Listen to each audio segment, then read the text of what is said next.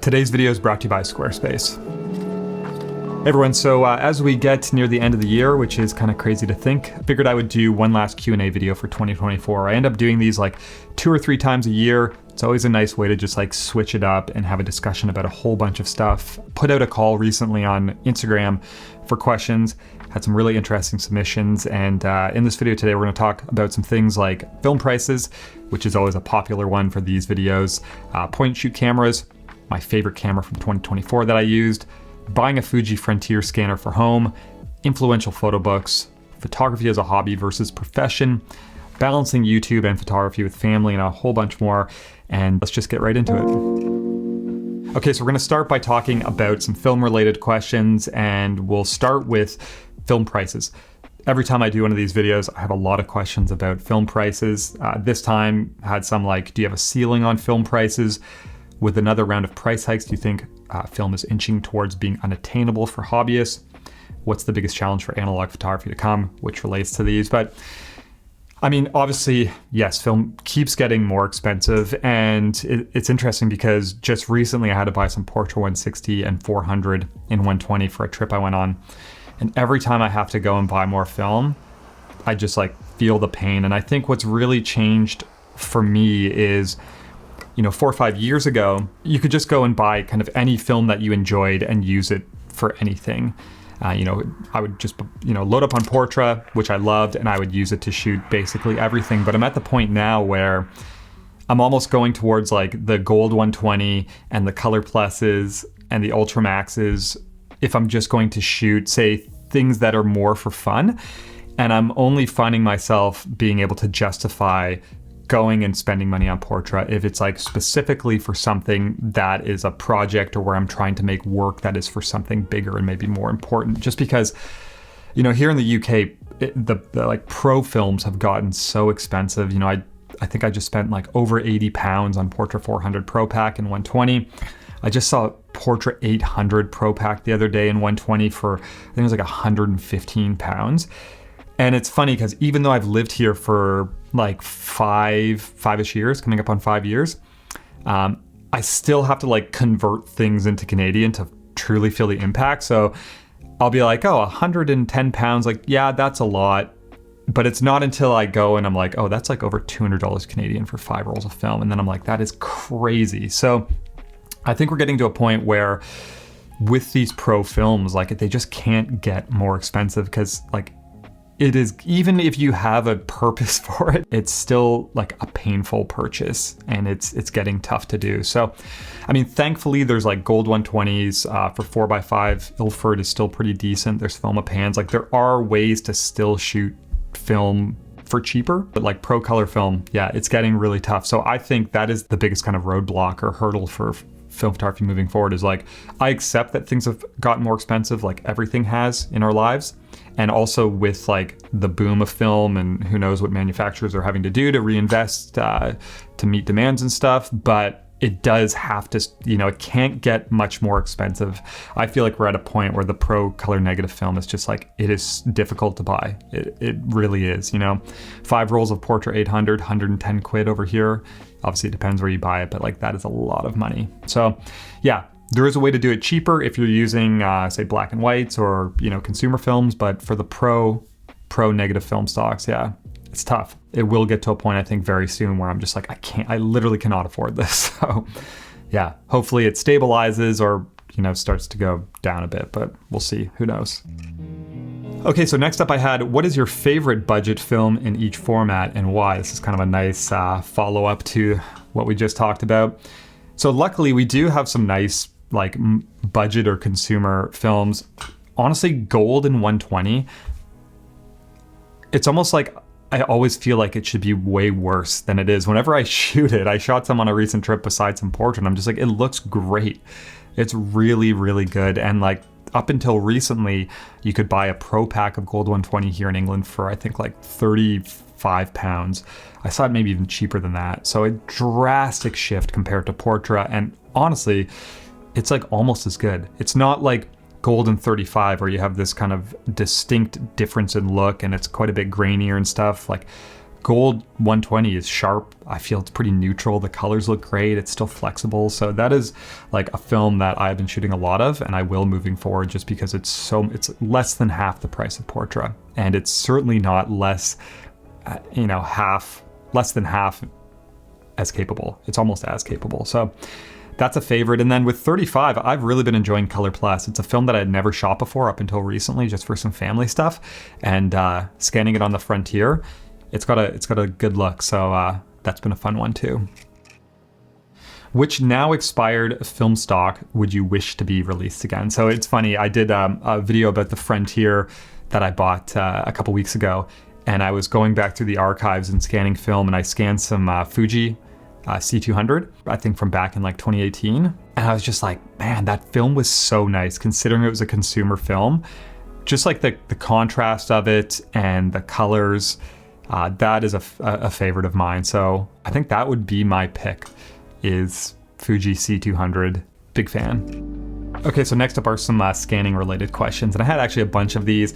A number of people submitted questions asking about the Fuji Frontier that I bought recently. So someone said, do you still plan on camera scanning now that you have a Fuji scanner? Someone asked, camera scan or scanner, which do you prefer? Obviously I've been camera scanning for a few years now. I had a Cool Scan before that, and then I went to the Frontier. So I understand people would be curious to, why did you go from camera scanning to the Frontier? In the video about the Frontier, I talked about how it's always been a favorite. I love the look. It's kind of been my dream to buy one. And I also mentioned how it's something I bought not just for my own work, but for some ideas I have and hoping to do something in the near future where I'm also scanning other people's work as well. So that was a bit of an influence when it came to the purchase of the Frontier, but I still have my camera scanning set up. I'm actually using the S5 IIX, which I'm recording video with right now, as my camera scanning camera. I have a video coming out about that and the high res mode in it. So I still do have this, which I'm going to use when I need high res images done, because obviously the Frontier is more limited. I think it's around like 5,500 pixels on the long edge for 35, which is still pretty good, but the S5 IIX can do much more than that.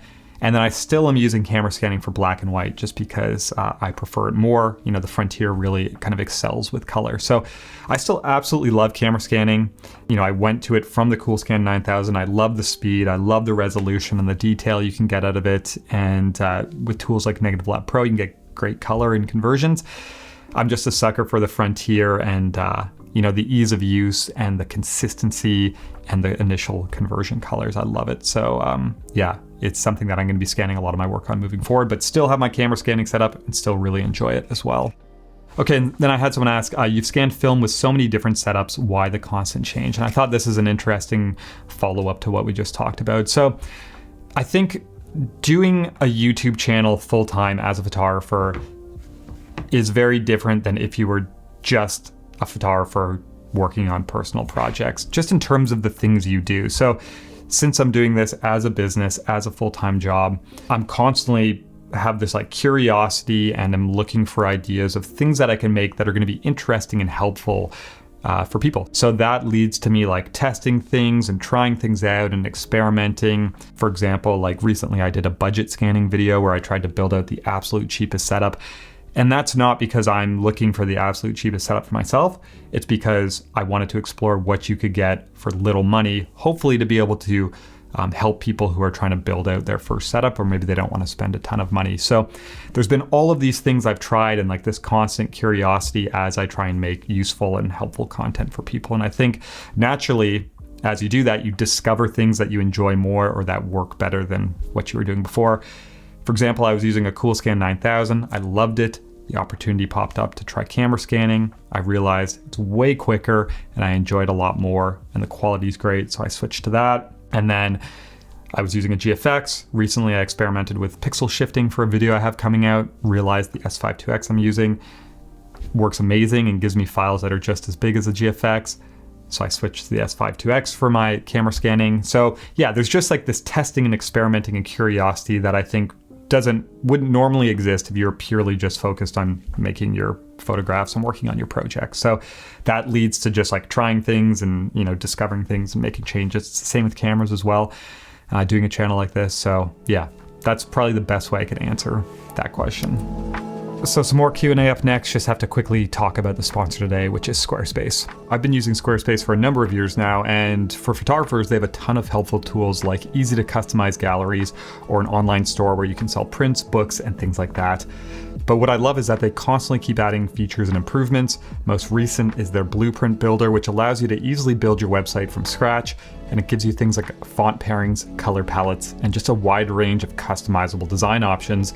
And it also gives you complete control, so you can drag and drop items, change the size, and choose different layouts for sections, which basically allows you to build a professional looking website, even if you have no prior experience. So check out squarespace.com today, sign up for a free trial, test it out, and when you're ready to launch, you can use my link below to save 10% off your first purchase of a website or a domain. Okay, so moving on to some gear stuff next. So are there any super niche or rare film cameras that you're curious to try in the future? So I would say there's like nothing that stands out where I'm like, I want to own that and use it for my work. But I would say there are a lot of things that I'm just like have an interest in and I'm curious about, and that I think could make like interesting videos as well. There's a lot of stuff kind of like in the film photography world and in the history of it that I find fascinating that's not explored much. Recently, for a video idea, I've been looking into Great Wall cameras, which are from China. There's a Great Wall DF, which I think is like a 6x6 SLR from maybe the late 50s, early 60s. And I came across it randomly on eBay, and it's so fascinating to me to explore, you know, the history of these Chinese medium format cameras from back in the 50s, like things you never hear about or don't know anything about.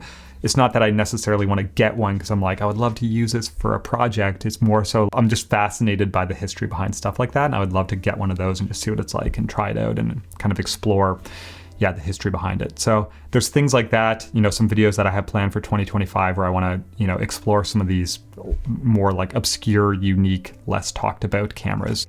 So next up is what was the most fun camera that you shot with this year? So spent some time with the Mamiya 7. I've spoke about it. I borrowed it off a friend, and I really did like that camera quite a bit. I don't know if I'd ever buy it just because I'm not a rangefinder person, so I couldn't invest that much in a rangefinder system.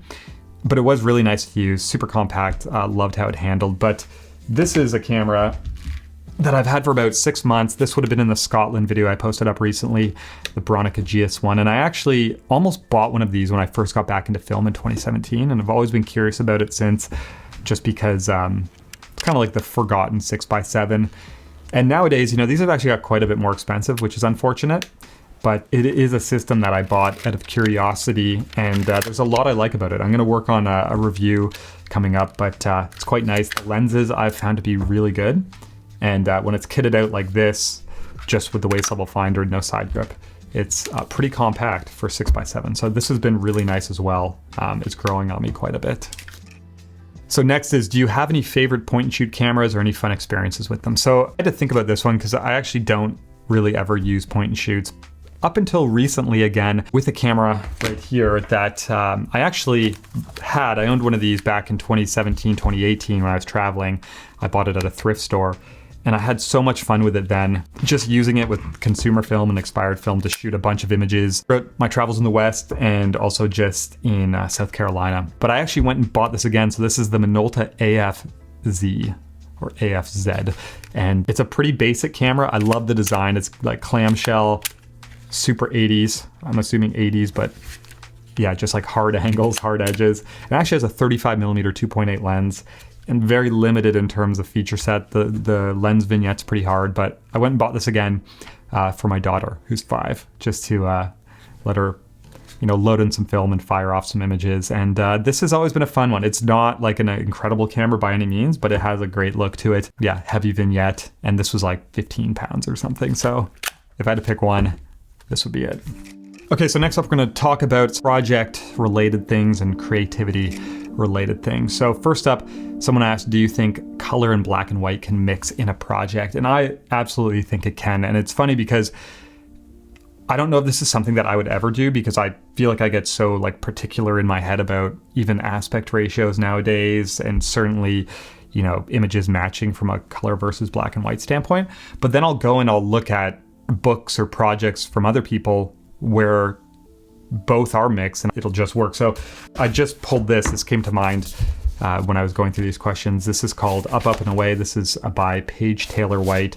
Paige sent me this actually last year. I had started this new series on the channel, which was incredibly short-lived, unfortunately. We were going to do an interview.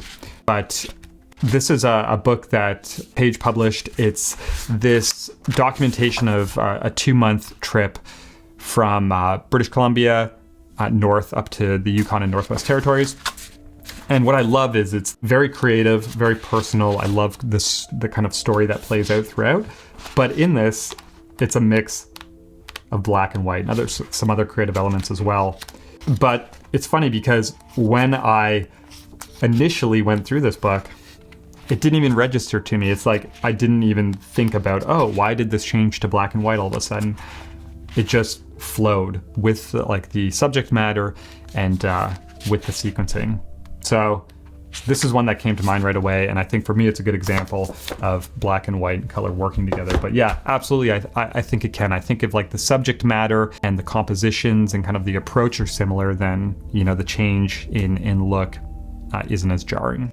Also on kind of the project front, someone said, I have a desire to make something but can't develop any idea past the most basic elements. Any advice? Obviously, I don't know what your approach is, but I would say that all you need at the start is a basic idea.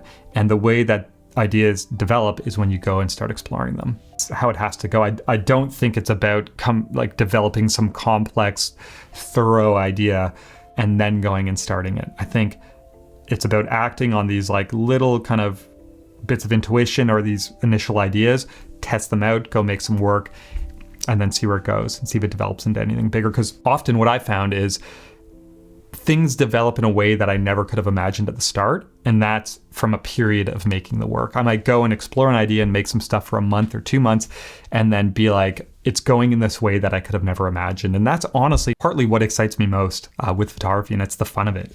It's just acting on these ideas and seeing where they go as you start to explore them. So I would say take your basic idea, it's usually all you need, and just start working on it. And there's a good chance that it's going to kind of expand and develop naturally quite quickly. So next up, I had a bunch of questions about favorite photo books. Someone said, any lesser known photography books that influenced you? Do you have a favorite photo or photo book of the year? I would say there's lots of stuff throughout the year that's inspired me and given me ideas. I pulled a few from the shelf. I wouldn't say lesser known is the right term. I wouldn't want to label any of these with that. These are just books that I have really enjoyed. So this one I actually got for a present last Christmas. This is Soviet Bus Stops. I'm starting to really be inspired and interested in typologies where you're photographing one type of subject in a number of different ways. So it's just bus stops, one subject, very similar, but obviously across a wide region. And I love this idea because it is quite a different approach than, say, working on, for me, something like Slate City, where I'm trying to work in all of this variety and different elements. I'm really kind of inspired by the idea of also doing something, maybe not to this scale, because this has covered a huge ground, but where you focus on one specific thing, like, say, bus stops, and you create a typology where it's, again, the same subject, but photographed in a number of different areas over a period of time. So this one I've really enjoyed. Next is this book. This is by Kyler Zeleny, a friend of mine. I've had him on the channel before. He also wrote an essay for my book, but this is his recent release. This is a third and final book in the series that he was working on. And this one focuses specifically on his hometown. But what I love about this is a very different approach from his previous two books, and it's such a creative approach. So it has all the images that he's made, but it's laid over this history of the residents of his hometown. So this plays out through the entire book, and there's all of these different elements. The images are laid over it. There's also little letters that have been placed inside. Let me see if I can find one. It's hard to do this while filming, like this. Little typed out letters that are in there as well. Even, the details throughout. This little sticker, it says, "Bury me in the back 40, authorized by the Prairie Office of Dr. Kyler Zeleny," and he signed it there. So such a different approach and such a creative approach to a project that has so many different layers and a depth to it that is yeah, quite a change from, say, if this were just like a traditional single image on white, or pairs of images documenting his hometown. So I absolutely love this.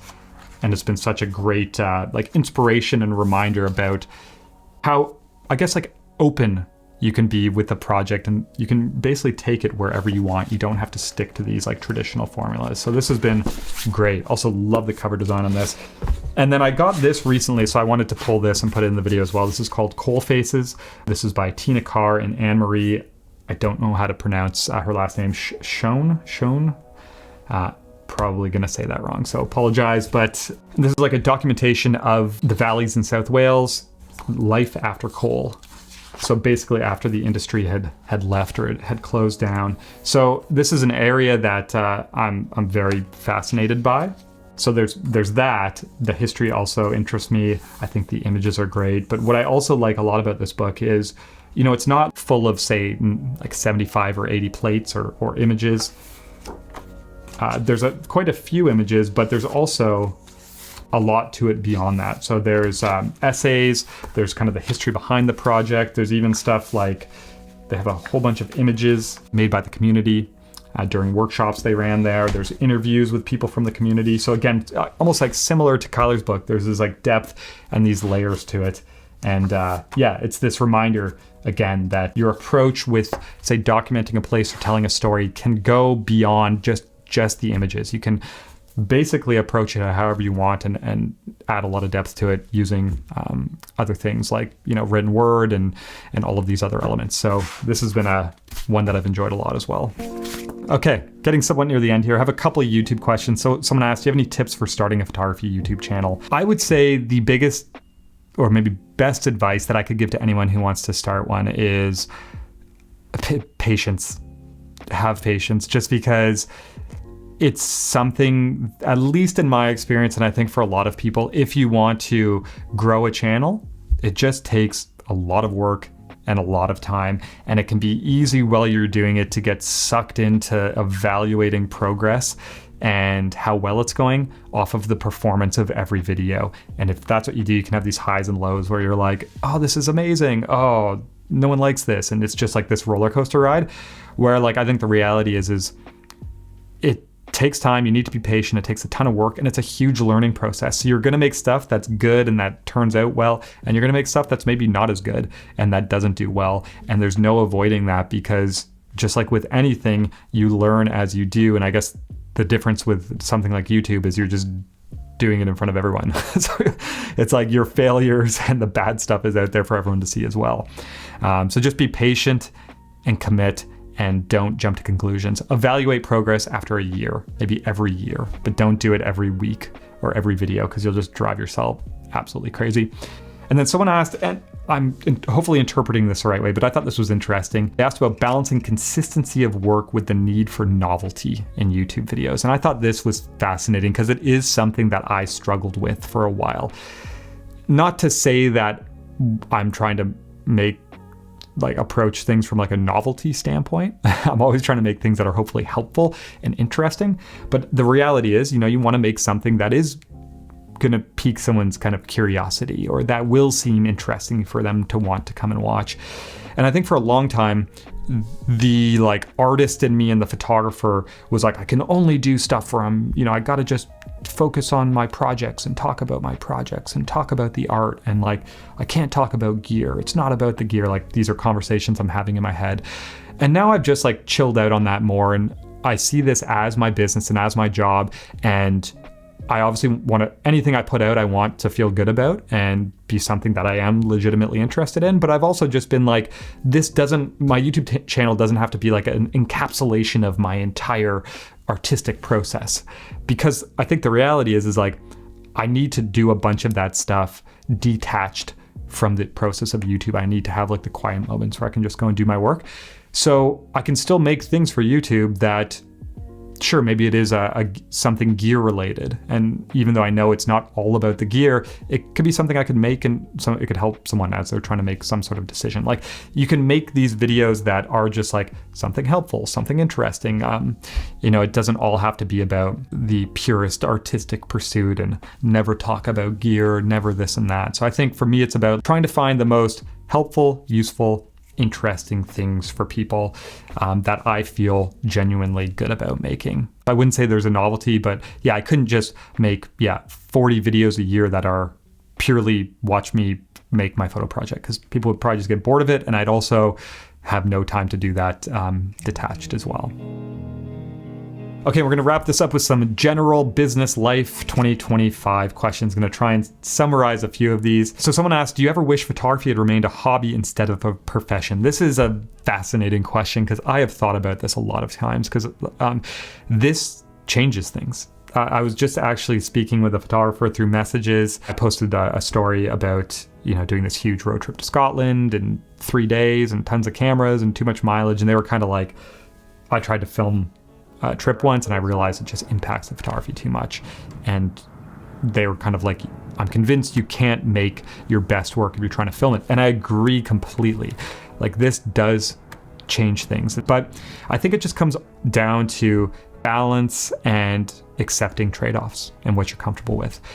So for me, I'm like, sure, I don't get to do photography detached as much as I'd want to, but I do get to do photography a lot more than I would if, say, I was working Monday to Friday somewhere else and I have a young family. Maybe I'd only get out for, 1 or 2 days a month, whereas I'm doing 5 days a week here focused on photography. So I think there's a give and take, and for me, I'm just grateful I'm able to pursue something I love and kind of be immersed in it every day. And I also understand that it comes with its trade-offs, and there's times where maybe I'm not able to make work as good as if I were just completely alone and not worried about, shooting and talking about it and this and that. So yeah, I would say I've thought about that in the past, but I just think this is something I'll do for the rest of my life, making a living off of my craft. It's what I've done for the past 15 years, so it's all I know. Okay, and then I had someone ask, what tips would you give yourself back when you started with family, 9 to 5 and all? I actually messaged them to ask for them to elaborate a little bit. And they said in reference to they want to start a YouTube channel, they have a family, they don't want to sacrifice their time with their family and have this get in the way, like any tips on doing it. So for me, I have 2 young kids now, and life changed a lot as soon as I had kids, and I was doing my YouTube channel at the same time, starting to go into it full time. And there's this period of time for like the first year when we had our daughter where I was expecting myself to be able to work the same as I did before I had kids. Not in a terms of like the amount of hours I had, but more so just like ability and like performance. And I struggled a lot in that first year because of that. And I think accepting the fact that, like, listen, if I've had 3 hours of sleep one night, that's going to affect my ability to be productive and for just my brain to work. And like, I wouldn't take that as an excuse in the past, and I just get like frustrated and why isn't this working? So I think now I'm just like way more patient with myself, and I'm just like, it's been a rough week or a difficult week and I haven't had a lot of sleep and I don't have much free time, and it's just, this is how it is right now. So being patient, I think, with yourself is important, but also just using your time as best as possible. It's been a huge kick in the ass for me having kids now because time is limited. So if I have a day to do something, it's like I'm getting the thing done. Where in the past, I'd be like, oh, I have 3 days, I'll just do it over the 3 days. So it's made me realize now like how much you can actually get done if you just start the thing. So use your time wisely, be patient with yourself. Someone asked, what is a photo project you have in the books for 2025? Someone else asked, what are some goals I have for next year? So this is actually, I'm not like a huge goal person, for better or for worse. I have a hard time like sitting down and mapping out goals. But for 2025, the one thing I have been thinking about is I obviously have an American Mile, which I finished a couple of years ago. I'm working on Slate City. It's a bigger project. It's taking a long time. And I've just had this like desire of like, I want to kind of put some things out next year. And what can that be? So I know Slate City won't get finished next year. I do want to make a bunch of progress on that, more than I did this year. But I've been thinking a lot about like micro projects or like smaller projects that I can do in a month or two. And I have some ideas. I have one that I'm going to start soon where it's like maybe ends up being 20 images and I make it into a physical item. I have like a creative approach kind of inspired by some of these books. So I do have some like micro projects where I want to start and shoot and finish in a short time frame and like get some physical things out next year. So I'm going to share the process once it's done. I want to make a video about these kind of micro projects, but that is something that I'm quite excited about, and obviously share some more details when those get going. What are you most excited about for 2025? So this is the last question to wrap this up. I think more than the projects that I have kind of in the works or plans for, I'm most excited just to like expand on trying to have the best relationship with my photography process and with this YouTube channel that I can. Just because there's been periods where I just get in my head about things and I waste time and I get caught up with all stuff. And when I can get beyond that and again, just like be mindful and be thankful that I'm able to do this, it's just all so enjoyable. And I feel very grateful, especially like doing this YouTube channel full time and doing my photography full time. Just being able to do that is, I think, such a cool thing, and I'm so grateful for it. So I think, honestly, for 2025, I'm most excited just to try and like keep working on eliminating distractions as much as possible and just enjoying all of this as much as I can. Working on the projects, even making these videos, you know, connecting with community, just like all of this stuff I think is so cool and I enjoy it so much. And I would love to just like stay in that zone where, I'm not getting caught up with all of this nonsense in my head or other distractions and stuff. So I think, beyond everything, that's what I'm most excited about for 2025. So anyways, that's going to wrap this one up. I feel like this was a big one. Thank you to everyone who submitted questions.